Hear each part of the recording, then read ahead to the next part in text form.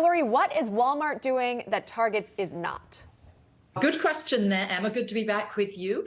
A couple of things here. What they're doing is focusing, obviously, they've doubled down on what every American needs, despite the rampant inflation the way it is, and that is daily groceries. They've really ramped up their groceries, and actually 20% of their profit is based on the private brand, the Walmart brands. In addition, they've really done an excellent job in terms of convenience because, of course, their pickup service.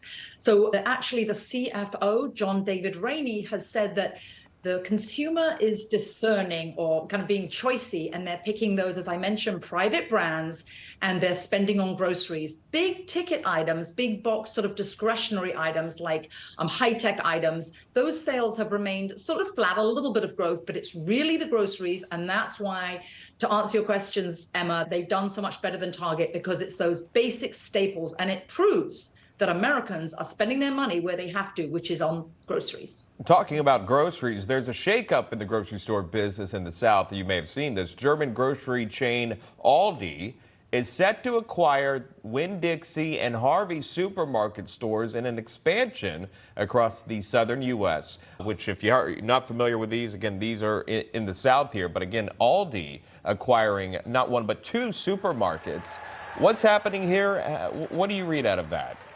Yes, absolutely, Sean. This is 400 stores that they're acquiring. I'll let them cheer the opening bell there, so I'm not shouting over them. Okay, there's the opening bell. So this is Aldi, is a German-owned firm. They have actually purchased 400 of these stores. It's Aldi across the South. Aldi is purchased across the Southeast, and that's Winn-Dixie and Harvey that you're mentioning. Southeastern states, Florida, Georgia, Mississippi, and Louisiana. Now, this is obviously this big German conglomerate. They've done this across the UK too. Some of the stores will remain the same to the consumer, look like a regular Winn-Dixie. Others, they'll have the Aldi look. And if you're wondering what that is, it's sort of more like a warehouse, because they cut down on costs on all sort of the frivolous things.